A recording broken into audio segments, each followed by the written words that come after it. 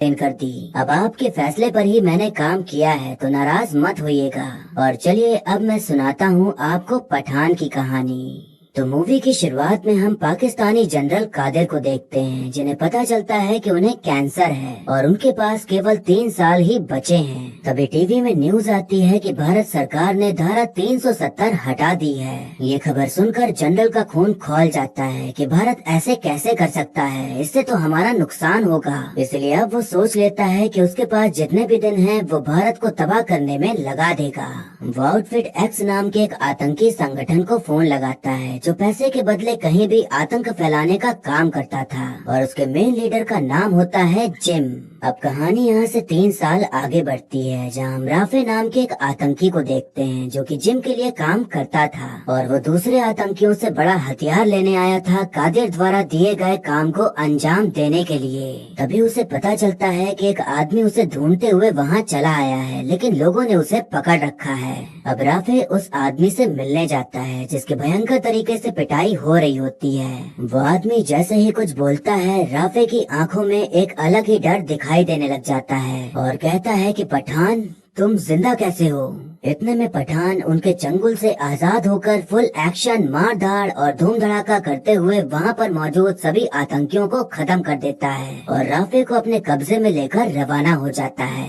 अब हम नंदनी नाम की एक महिला को देखते हैं जो कि जोकर नाम की एक सीक्रेट संस्था की हेड होती हैं, और ये संस्था रॉ के अंडर आती थी और उसी के नियमों का पालन करते हुए इस संस्था में सारे काम होते थे।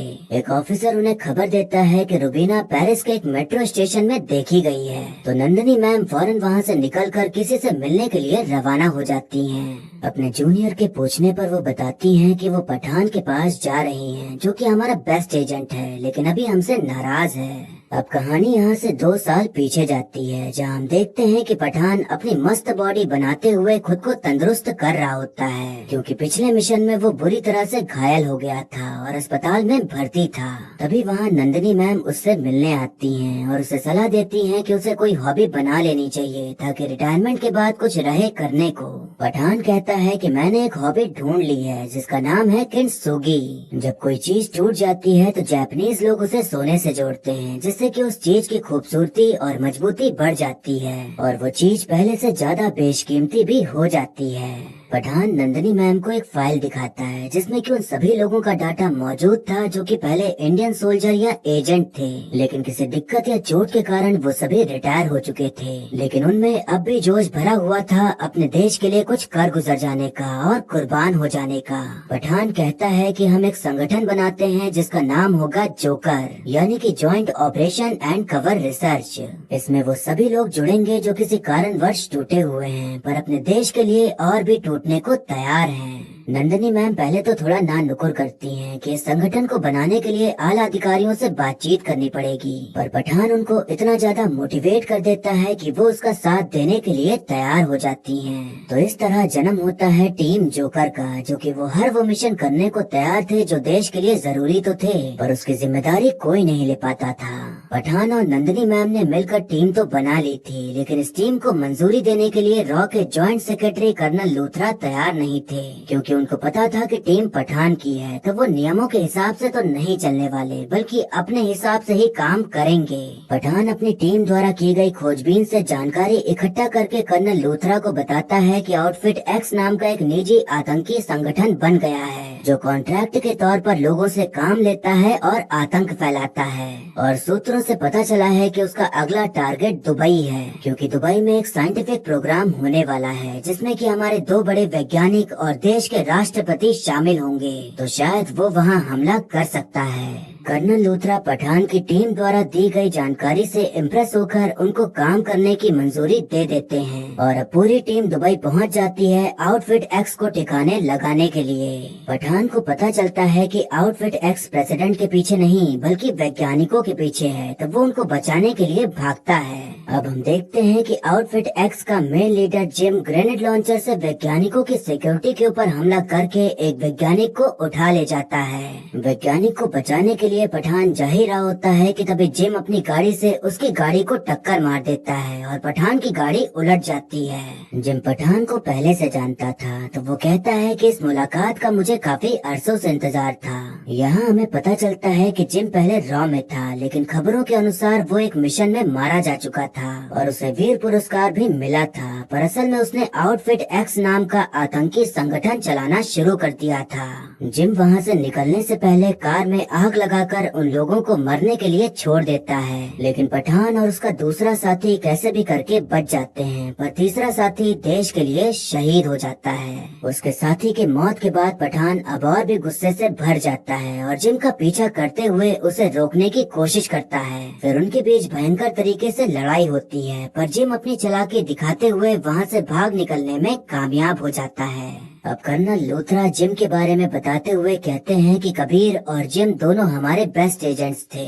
सोमालियन पायरेट्स ने ओएनजीसी की ड्रिलिंग टीम को किडनैप कर लिया था, तो जिम अकेले ही उनको बचाने पहुंच गया और उन्हें उनके चंगुल से छुड़ा भी लिया। लेकिन सोमालियन पायरेट्स ने बदला लेने की ठान ली और जिम को ढूंढ के उसे और उसके परिवार को बंदी बना लिया। उन्होंने जिम और उसकी बीवी की जान बख्शने के लिए हमसे 10 करोड़ रुपए मांगे, पर हम आतंकियों से सौदेबाजी नहीं करते।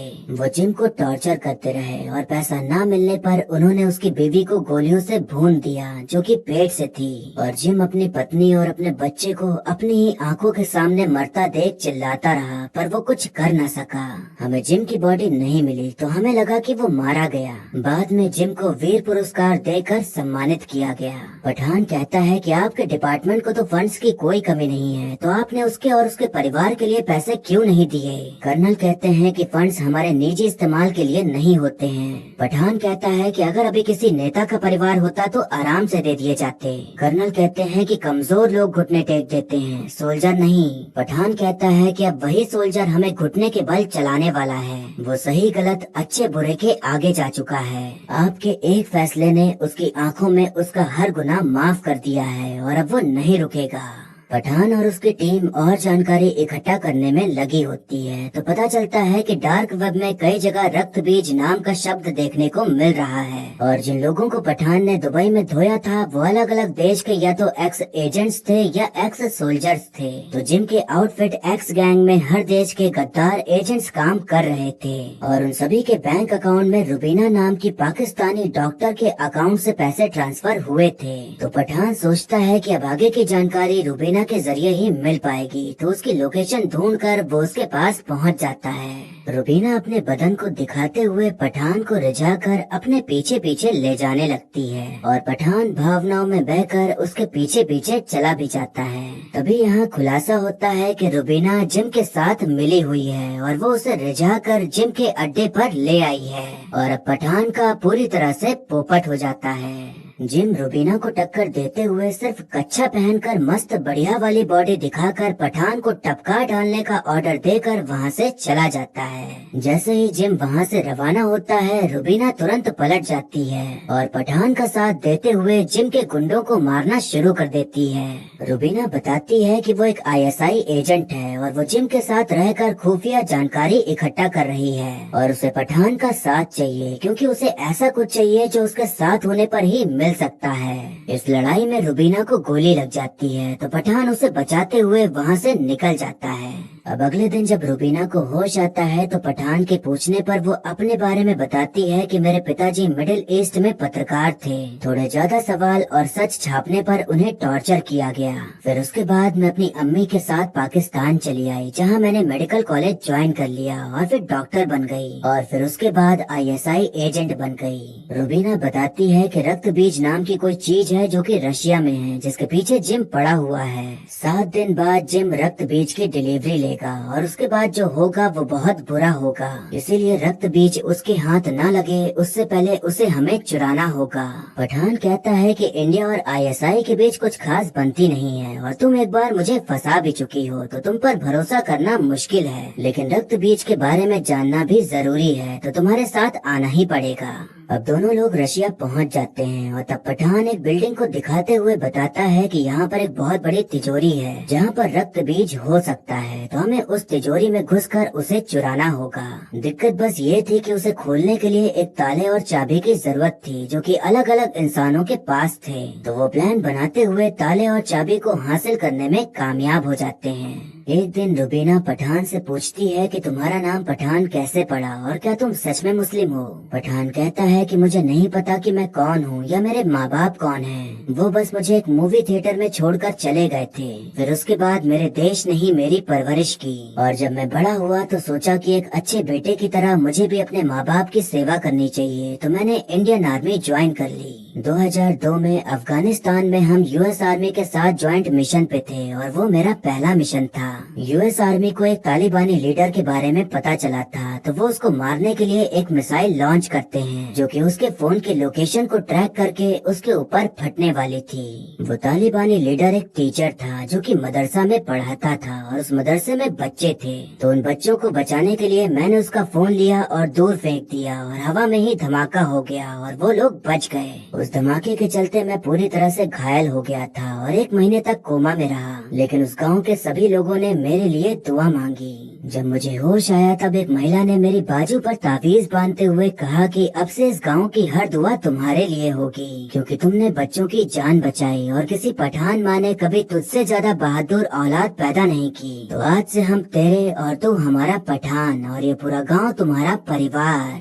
तो इस तरह पठान का नाम पठान पड़ा और उसे उसका परिवार भी मिल गया जिनसे वो हर साल ईद पे मिलने जाता था। एक दूसरे की जिंदगी की कहानी जानने के बाद पठान और रुबीना एक दूसरे के लिए कुछ कुछ फील करने लग जाते हैं और अब उनके बीच अलग ही फीलिंग पैदा होने लग जाती है। अब अगले दिन 2-4 मुश्किलों को पार करते हुए वो दोनों तिजोरी के पास पहुंचकर ताला चाबी का इस्तेमाल करके उसके अंदर घुस जाते हैं और पठान रक्त बीज को चुराने में कामयाब हो जाता है जो कि एक तरह का लिक्विड था। तिजोरी 1 मंजिल नीचे थी, तो पठान को ऊपर लाने के लिए रुबीना पाइप पकड़ाती है, लेकिन उससे पहले पठान से रक्त बीज ले लेती है। तभी रुबीना अपने असली रंग में आते हुए पाइप को जला के काट देती है और पठान नीचे गिर जाता है। यानी कि रुबीना अब तक पठान के साथ नाटक कर रही थी और वो अभी भी जिम के साथ मिली हुई थी। जिम अकेले रक्त बीज नहीं चुरा सकता था, इसलिए उसने ये प्लान बनाया और लड़की का झांसा देकर पठान को फंसाया और पठान एक और बार बड़ा वाला पोपट बन जाता है।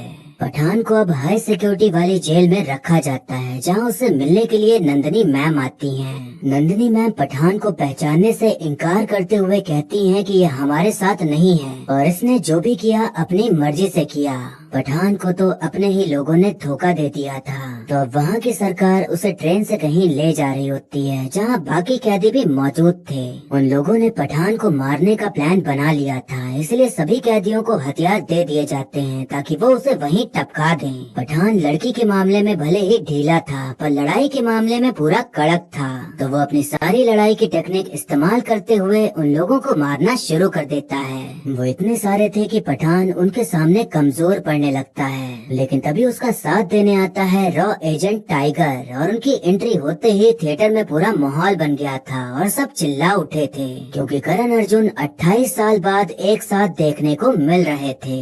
अब यहाँ पर दोनों की जुगलबंदी देखने को मिलती है और दोनों ही धड़ाधड़ उन लोगों को मारते हुए ढेर करते जा रहे होते हैं। वहाँ पर हेलीकॉप्टर आ जाता है तो वो दोनों मशीन गन लेकर उसे भी उड़ा देते हैं, लेकिन अफसोस कि वो हेलीकॉप्टर उस ब्रिज से टकरा जाता है जिससे ट्रेन गुजरने वाली थी। ट्रेन खाई में गिरना शुरू हो जाती है, लेकिन वो दोनों कैसे भी करके बच जाते हैं। टाइगर पठान से कहता है कि मैं एक बड़े मिशन पर जा रहा हूँ, तो तुम्हारी जरूरत पड़ सकती है, इसलिए जिंदा रहना।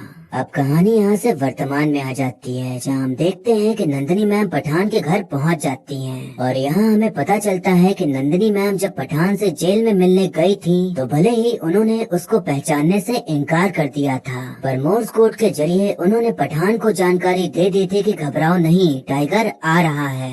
पठान जिम और रुबीना के तलाश में था, खासकर रुबीना के, जो कि उसे उल्लू बनाकर चली गई थी। नंदिनी मैम को उसकी लोकेशन का पता चल गया था, तो पठान उसी लोकेशन की मदद से रुबीना को ढूंढ निकालता है और उसकी कनपटी पर बंदूक तान देता है। पठान समझ गया था कि रुबीना ने जानबूझकर अपनी लोकेशन इतनी आसानी से पता चलने दी ताकि पठान उसके पास आ जाए, और अब वो उसके पास आ भी गया था। रुबीना बताती है कि जो रक्त बीज हमने चुराया था वो असल में स्मॉल पॉक्स वायरस है। जिम उसे इसलिए हासिल करना चाहता था क्योंकि वो उस वायरस को दोबारा फैलाना चाहता है, वो भी सिर्फ इंडिया में। उसने दुबई से जिस वैज्ञानिक को किडनैप किया था वो इसीलिए किया था ताकि वो इस वायरस को म्यूटेट करके उसे और खतरनाक बना सके, जिससे कि इंसान की मौत घंटे भर में ही हो जाए। भले इसकी वैक्सीन मौजूद है, पर जिम ने जो स्मॉल पॉक्स वायरस बनाया है उस पर मौजूदा वैक्सीन काम नहीं करेगी। वो इस वायरस को पूरे इंडिया में फैला देगा, जिससे कि सभी लोग मरना शुरू हो जाएंगे और इतनी जल्दी मरेंगे कि वायरस को किसी और शहर में फैलने का मौका ही नहीं मिलेगा। तो ये है जिम का प्लान, जो कि वो पाकिस्तानी जनरल कादर के कहने पर कर रहा है, क्योंकि उसने उससे कॉन्ट्रैक्ट लिया है। रुबीना कहती है कि मुझे बिल्कुल भी अंदाजा नहीं था कि मेरे अपने लोग ऐसे पागलपन पर उतर सकते हैं, इसलिए अब मैं जिम को रोकना चाहती हूँ। पठान उससे कहता है कि मैं आखिर तुम्हारे ऊपर फिर से भरोसा कैसे कर लूँ। रुबीना कहती है कि मैं तुम्हारी तरह एक सोल्जर हूँ और अपने वतन के लिए कुछ भी कर सकती हूँ, पर ऐसे मासूम लोगों को मारकर जंग जीतना मेरा तरीका नहीं है। रुबीना की बातें सुनकर पठान फिर से पिघल जाता है, लेकिन इस बार वो सतर्क था ताकि दोबारा उसका पोपट न हो जाए।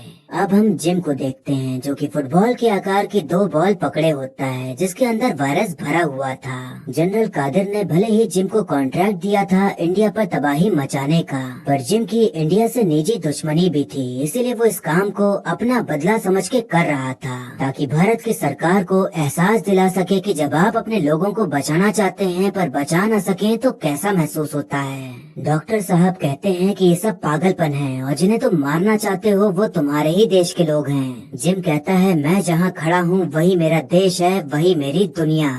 ये सब डायलॉग बाजी चली रही होती है कि तभी पठान लैब पर हमला कर देता है और चारों तरफ अफरा तफरी मच जाती है। रुबीना वायरस वाले बॉल्स को लेकर भागने की कोशिश करती है, पर जिम उसे ऐसा करते देख लेता है और वो समझ जाता है कि उसने पार्टी बदल ली है, इसलिए उससे बॉल्स छीनकर बाइक लेके वहाँ से भागने लगता है।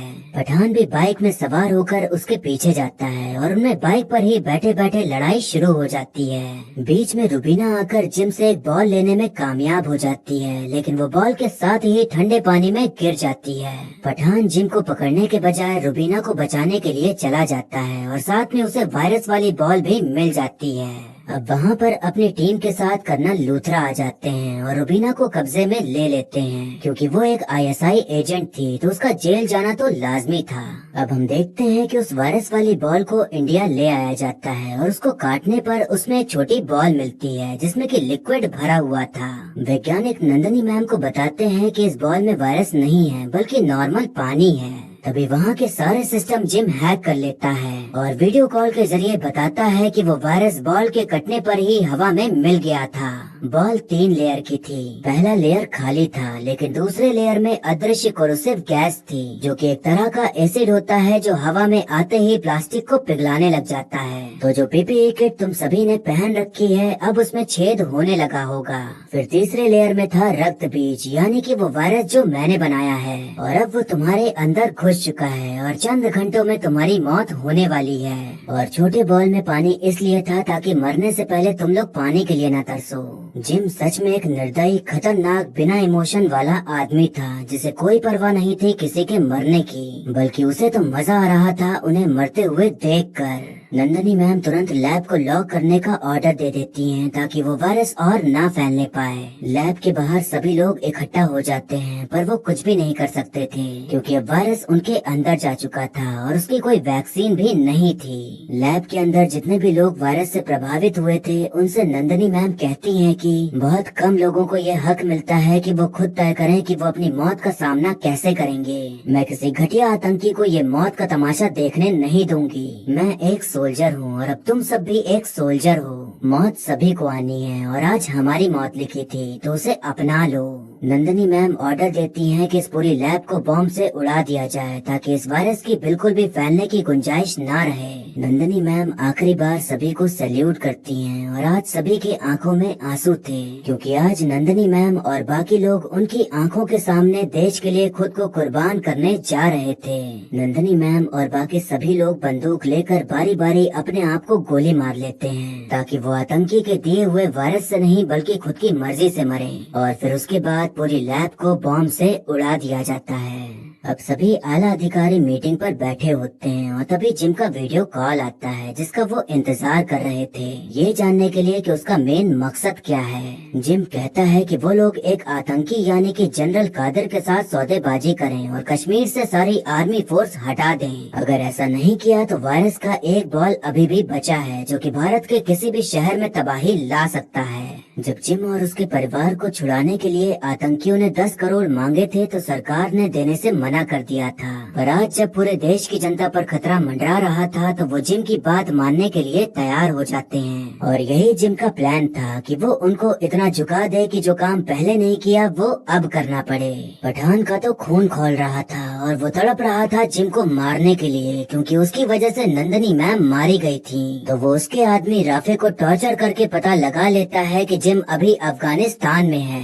इससे पहले कि वो जिम को मारने जाए वो रुबीना को जेल से छुड़ा लेता है क्योंकि वो जानता था कि भले ही वो पहले गलत के साथ थी पर अब वो सही का साथ देना चाहती है, इसीलिए उसे अपने साथ ले लेता है और कहीं न कहीं उसे रुबीना से प्यार भी हो गया था तो ये भी एक कारण था उसे छुड़ाने का।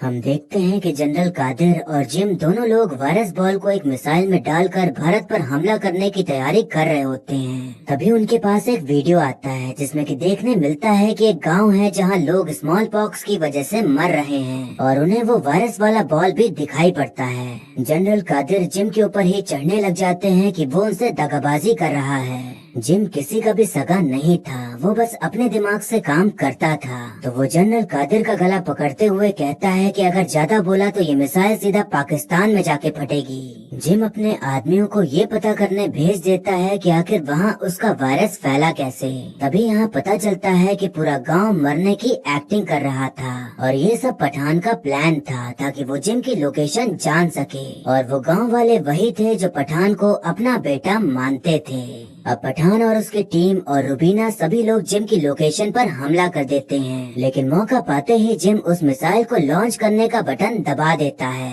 रुबीना मिसाइल को बंद करने की कोशिश करती है पर जनरल कादिर उसे रोकने लग जाते हैं जिसके चलते वो रुबीना के हाथों मारे जाते हैं। उधर जिम सिंगल पर्सन जेट लेकर वहाँ से भागने में कामयाब हो जाता है पर पठान का खून उसे मारे बिना शांत नहीं होने वाला था तो वो भी जेट लेकर उसका पीछा करता है। इधर एक ऑफिसर मिसाइल को रोकने के लिए लाल तार काट देता है और किसी पुरानी मूवी के सीन की तरह लाल तार काटने पर मिसाइल रुक भी जाती है। रुबीना को एक मशीन गन दिखाई पड़ती है तो वो उसका इस्तेमाल करते हुए दुश्मनों पर गोलियों की बरसात कर डालती है और सभी लोग ढेर हो जाते हैं। रुबीना को पता चलता है कि मिसाइल में वायरस वाला बॉल तो है ही नहीं बल्कि वो बॉल दिल्ली में लैंड करने वाली एक फ्लाइट में है। कर्नल लूथरा फ्लाइट के कैप्टन से कांटेक्ट करके प्लेन को लैंड करने की अनुमति नहीं देते बल्कि उसे शहर से दूर ले जाने को कह देते हैं। पठान और जिम हवा में ही लड़ रहे थे लेकिन दोनों के जेट खराब हो जाते हैं जिसके चलते वो दोनों एक घर में जा गिरते हैं।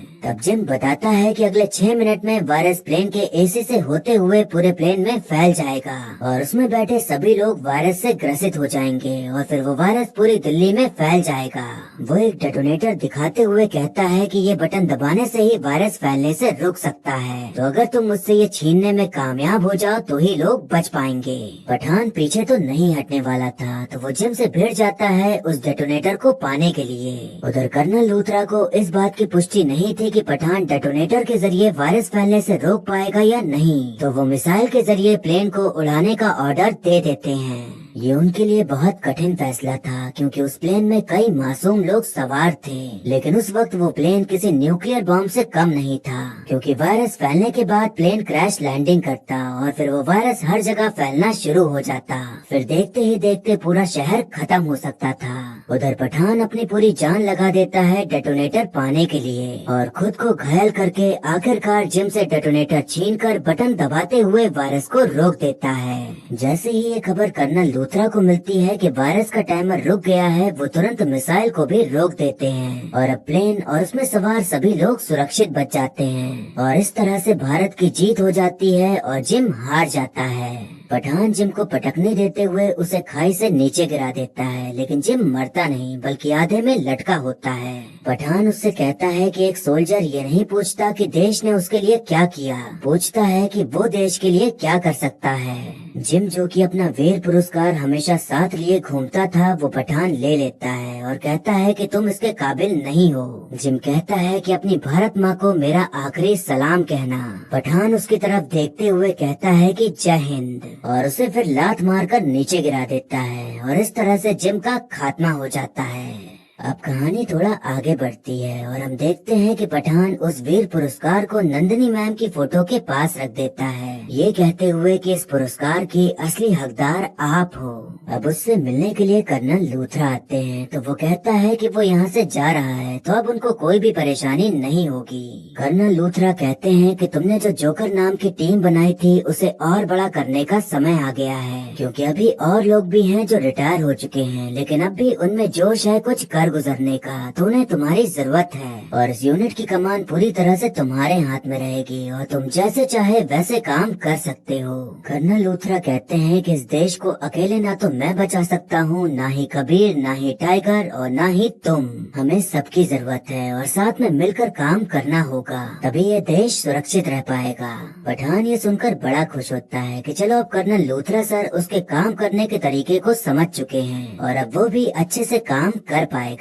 रुबीना पाकिस्तान से गद्दारी करके पठान के साथ थी, इस उम्मीद में कि उसने जो किया सही किया और इंसानियत को मानने वाले उसे सही समझेंगे। और अब तो उनके बीच इश्क का टांका भिड़ चुका था, तो दोनों के बीच नाच गाना होता है। लेकिन इसके बाद जो सीन आता है वो किसी ने भी उम्मीद नहीं की थी। हम देखते हैं कि पठान को बचाने के बाद टाइगर और पठान रेलवे ट्रैक पर बैठे होते हैं और सोच रहे होते हैं कि अब 30 साल हो गए हैं तो अब काम छोड़ देना चाहिए। वो दोनों सोचने लग जाते हैं कि अगर वो नहीं रहेंगे तो और कौन होगा। वो मन में कई नाम सोचते हैं पर उन्हें कोई जमता नहीं। तभी पठान कहता है कि देश का सवाल है, ऐसे बच्चों पे तो नहीं छोड़ सकते ना, हमें ही काम करना पड़ेगा। और फिर इसी सीन को दिखाकर ये इशारा देते हुए कि दोनों आगे भी साथ नजर आने वाले हैं, मूवी यहीं पर खत्म हो जाती है।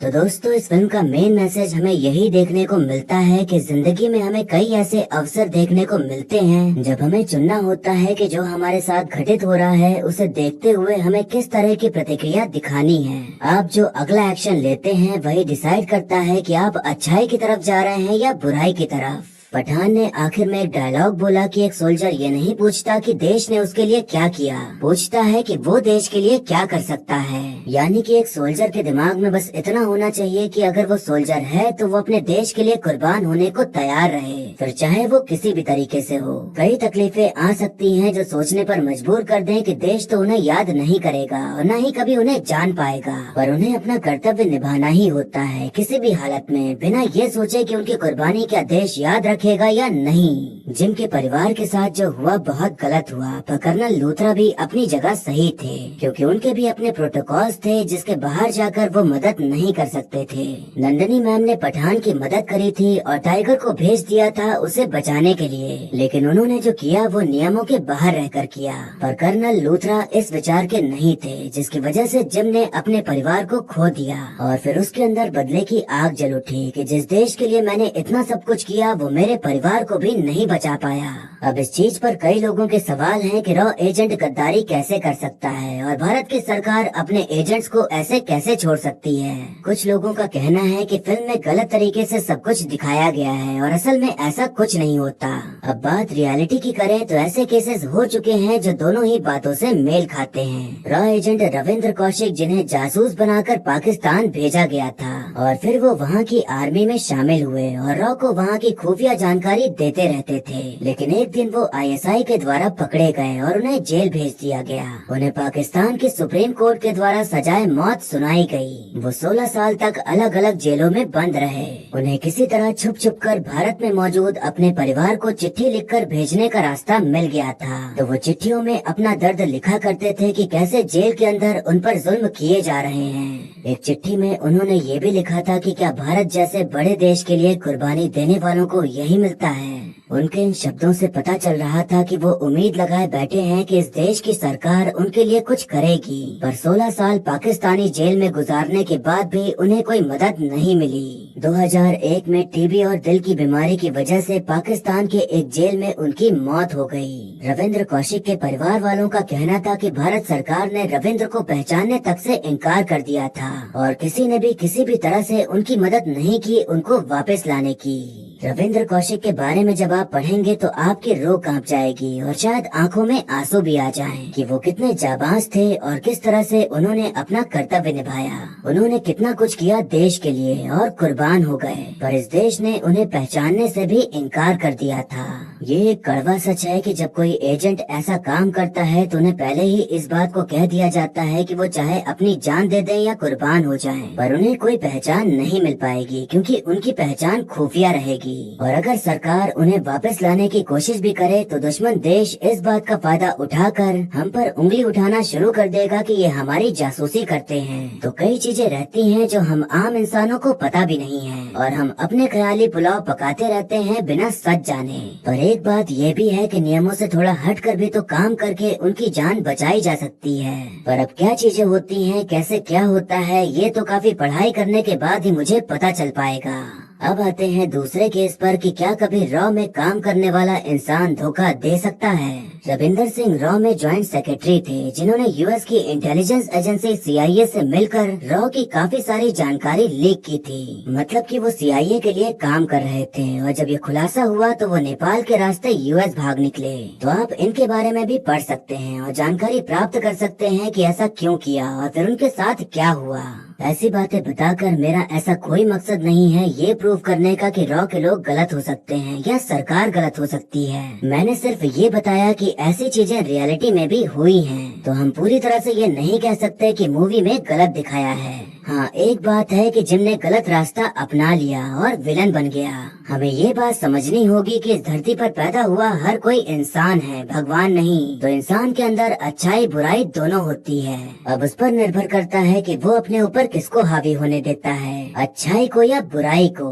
अच्छा इंसान भी बुरा बन सकता है और बुरे से बुरा इंसान भी अच्छा बन सकता है। लेकिन अगर बुराई ज्यादा होगी तो बुरा इंसान अच्छा बन भी जाए तब भी बुराई का ठप्पा उस पर लगा ही रहेगा। तो उसके अच्छे होने का कोई मतलब नहीं। अगर माफी के लायक होगा तो माफ किया जा सकता है, वरना वो सिर्फ अच्छाई करके अपनी गलतियों का पश्चाताप ही कर सकता है। मैं आप लोगों की सोच जानना चाहूँगा कि अगर आप जिम की जगह होते तो क्या करते। पूरी सिचुएशन को इमेजिन करिएगा और फिर कमेंट करके बताइएगा कि आपके मन में क्या आया। वैसे लोगों को ये दिखा कि जिम बुरा है, पर ये नहीं दिखा कि रॉ में काम करने वाली नंदनी मैम देश के लिए शहीद हो गयी और जोकर टीम के भी कई मेंबर इस मिशन में देश के लिए शहीद हो गए। तो अगर वाकई में बुरा दिखाना होता तो सभी को विलन बना देते, फिर सबकी कुर्बानी दिखाने की क्या ही जरूरत थी। मुझे लगता है कि अब कुछ लोग मोहल्ले की आंटी बन गए हैं जो कहीं सुनी बातों को इधर से उधर करते रहते हैं बिना ये जाने कि वो बातें सही भी हैं या नहीं। मैं तो यही कहूँगा कि सोशल मीडिया में इधर उधर की बातें सुनने के बजाय आप खुद पढ़ने की कोशिश करिए, तभी आपको समझ आएगा कि कब कहाँ कैसे क्या हुआ था।